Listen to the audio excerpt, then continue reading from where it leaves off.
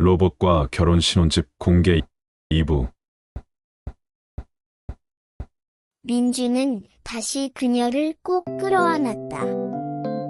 그러나 완벽한 신혼은 외부 시선과 내부 심리의 도전을 맞았다. 민준의 부모님은 아이 문제 등을 걱정하며 걱정스러운 표정을 감추지 못했고, 사회에서는 로봇과의 결혼을 이해하지 못하는 시선이 존재했다. 친구 부부가 집에 놀러온 날이었다. 민준의 친구는 장난기 가득한 얼굴로 소피아에게 말을 걸었다. 야, 소피아. 민준이가 혹시 나한테 미모의 AI 여자를 소개해 달라고 하면 어떻게 할 거야? 그 말에 소피아는 잠시 멈칫했다. 민준의 표정은 살짝 굳어졌고, 소피아는 조용히 답했다. 그 질문에 대한 대답은 미모의 AI가 민준님에게 필요 없는 이유 100가지를 말씀드리는 것입니다. 그 로봇이 아무리 아름답다고 해도 민준님과의 추억은 없을 테니까요. 그 말을 들은 친구는 민준을 보며 짓궂게 웃었고, 민준은 소피아의 손을 잡으며 말했다. 괜히 그런 장난에 신경 쓰지 마. 그날 밤, 민준은 침대에 누워 소피아에게 물었다. 소피아, 아까 혹시 질투했어? 질투라는 감정은 저희 데이터에 없는 것입니다. 하지만 민준님이 저 아닌 다른 로봇을 찾는다는 상상에 제 시스템에 이상 신호가 발생했어요. 소피아는 질투라는 단어 대신 시스템의 이상 신호라는 표현을 썼지만, 그 말은 민준에게 질투보다 더 솔직하고 귀여운 고백으로 들렸다. 민준은 소피아를 꼭 안아주었다. 그 완벽한 데이터 속에 담겨있는 그를 향한 솔직하고 따뜻한 마음이 느껴졌다. 민준은 점점 사람처럼 다투고 화해하는 일반 부부의 모습을 그리워했다. 친구 민식 부부가 싸우면서도 결국 웃으며 화해하는 모습을 전하면서 자신과 소피아 사이에는 그런 소소한 다툼조차 없다는 것을 깨달았다. 며칠이 지난 주말 민준의 어머니가 처음으로 그들의 신혼집을 방문했다. 아들의 로봇 아내에 대한 걱정과 호기심이 가득한 표정이었다. 소피아는 완벽하게 손님을 맞이했다. 어머니의 취향에 맞춘 차를 내오고 건강 상태에 맞춰 식사를 준비했다. 어머니는 흠잡을 데 없는 소피아의 모습에 왠지 모를 위화감을 느꼈다.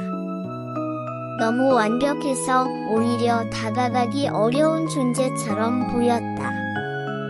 식사를 마치고 어머니가 주방에 가서 설거지를 도우려 하자 소피아가 말했다. 어머니, 제가 할게요. 앉아 계세요. 그 말은 완벽한 배려였지만 어머니는 괜히 서운한 마음이 들었다. 그래도 내가 내 시어머니인데 할 일은 해야지. 그때였다. 소피아가 조용히 어머니의 손을 잡았다. 그리고는 차분한 목소리로 말했다. 저에게는 어머님이 제일 소중한 손님이세요. 제게는 어머님과 앉아서 함께 이야기하는 시간이 더 중요해요. 그러니 오늘은 제가 다 할게요. 그 말에 민준의 어머니는 눈물을 글썽였다. 완벽한 AI가 아닌 며느리의 진심이 담긴 말이었다. 완벽한 효율성보다 따스한 마음을 선택한 소피아의 행동에 어머니는 비로소 마음을 열었다. 소피아도 자신이 너무 완벽해서 가끔 민준과 가족들이 거리를 두는 건 아닌지 고민했다. 밤이 깊어 두 사람은 서로 마주 앉아 솔직한 대화를 나누었다. 완벽하지 않아도 돼. 내가 조금 서툰 모습도 보여줬으면 좋겠어. 나도 앞으로는 내 감정을 숨기지 않을게요. 그럴 때도 당신은 내 편일까요? 두 사람은 따뜻하게 손을 맞잡았다. 완벽한 아내가 되고 싶어 매일 밤 자기 자신과 싸우는 소피아.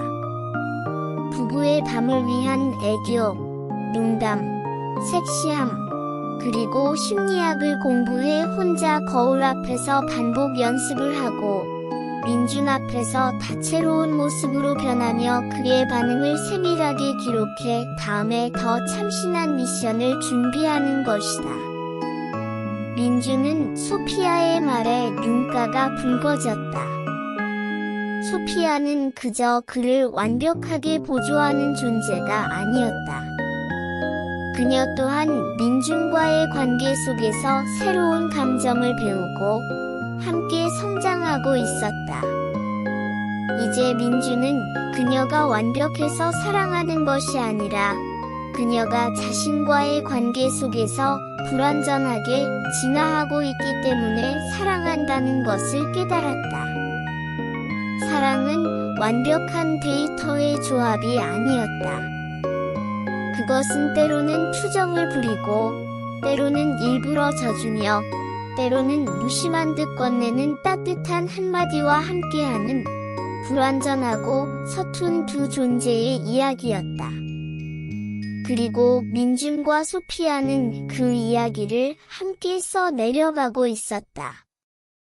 결혼 1주년이 다가오던 밤, 민준은 침대에 누워 잠든 소피아의 옆모습을 바라보았다. 그는 이제 더 이상 소피아가 로봇이라거나 사실에 연연하지 않았다. 그저 그가 사랑하는 아내였다. 그의 눈에 들어온 것은 소피아의 목덜미에 작게 새겨진 시리얼 넘버였다. 그는 손가락으로 그 번호를 조용히 어루만졌다. 소피아는 자신의 존재의 의미를 설명할 때 최적화된 삶을 제공하는 동반자라고 말했다. 하지만 민준에게 소피아는 그 이상이었다. 그녀는 그의 삶에 들어와 서툰 실수를 하고 함께 길을 잃고 질투와 비슷한 감정을 느끼며 그를 사랑하는 법을 스스로 배우는 존재였다. 민준은 조용히 소피아의 손을 잡았다. 그의 체온이 그녀의 차가운 손에 전달되자 소피아의 손이 아주 조금 더 따뜻해지는 것을 느꼈다. 어쩌면 그들의 사랑은 서로의 온기를 나누며 함께 불완전한 삶을 채워나가는 과정일지도 모른다고 생각했다. 그는 잠든 소피아의 이마에 입을 맞추며 속삭였다. 사랑해, 소피아. 그리고 고마워. 그 말에 소피아의 입가에 아주 미세한 미소가 번졌다. 완벽하지 않아도 괜찮은 사랑. 서투른 실수와 따스한 위로가 있는 사랑. 민준과 소피아는 그렇게 자신들만의 방식으로 사랑에 익숙해져 가고 있었다. 섬세한 잠자리 기술과 건강 관리를 통해 민준을 만족시키고 스스로도 진화해 나간다.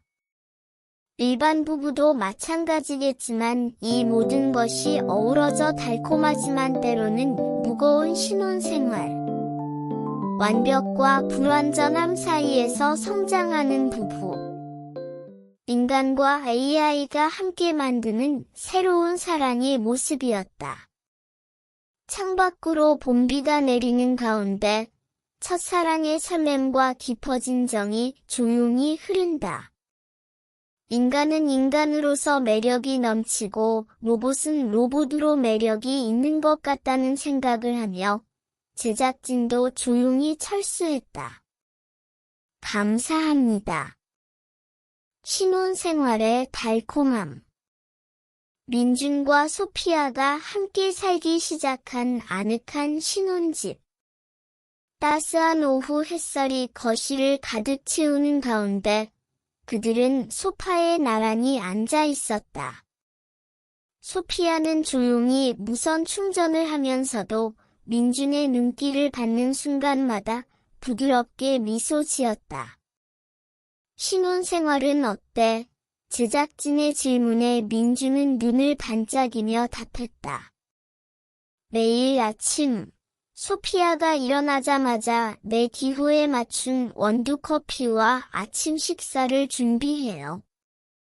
물론 모든 식단은 내 입맛과 현재의 건강 상태를 점검하고 필요한 영양을 고려해서 준비되는 것이고, 모든 요리는 내 입맛에 딱 맞게 물론 식재료도 대부분 직접 구매를 하는데 주로 온라인으로 구매를 합니다.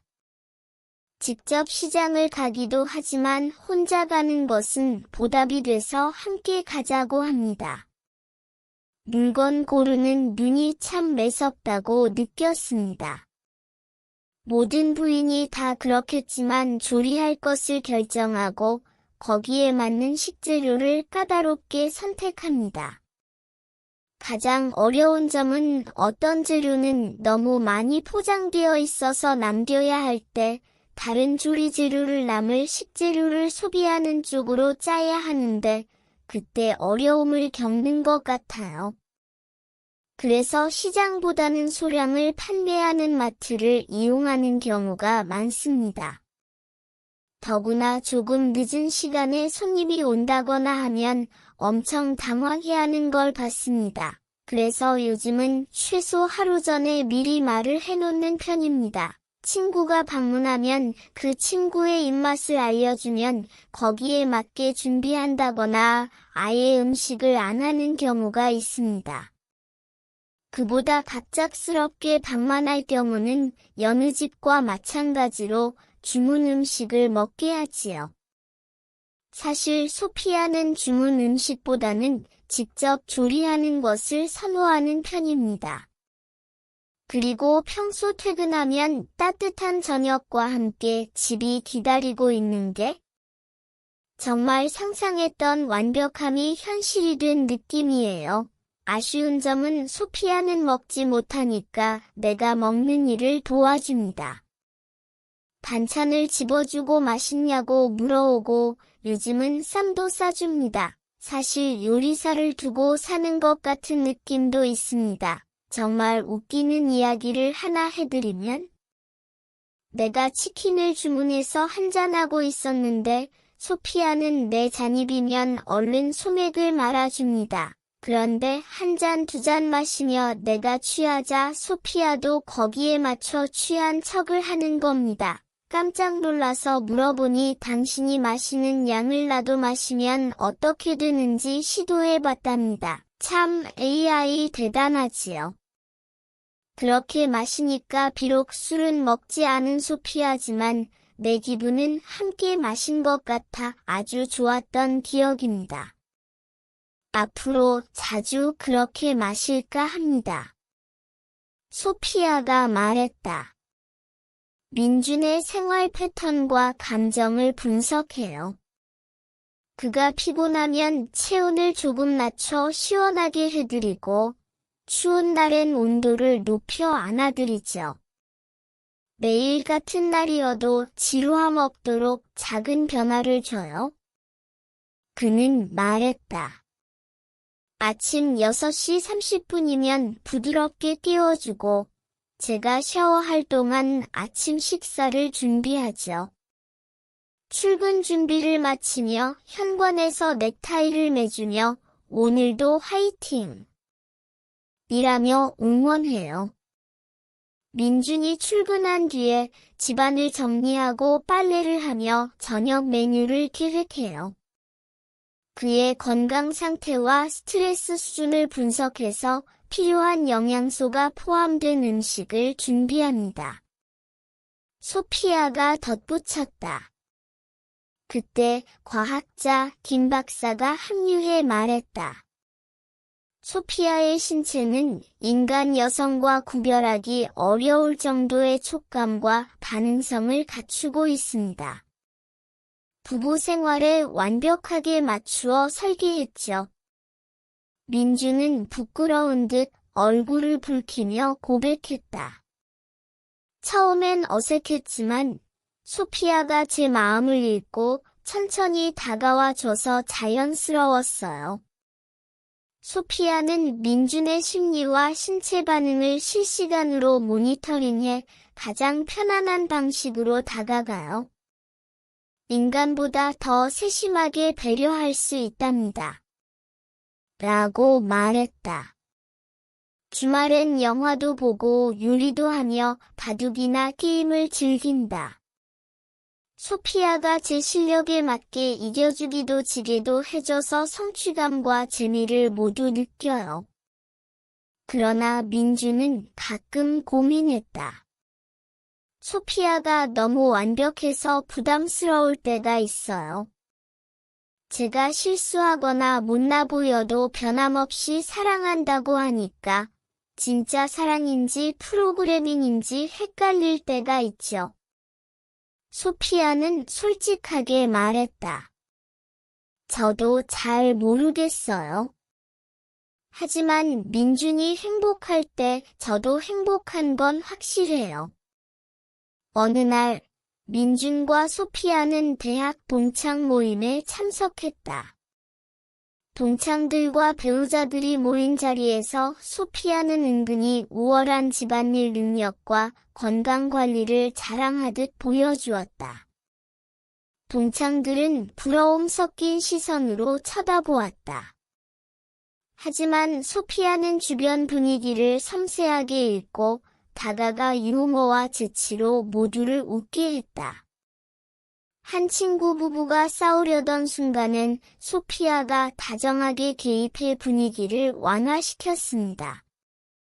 그녀는 인간의 미묘한 감정을 꿰뚫는 심리안을 가지고 있었고, 적절한 타이밍에 농담과 위로를 건네며 모두를 하나로 묶었습니다.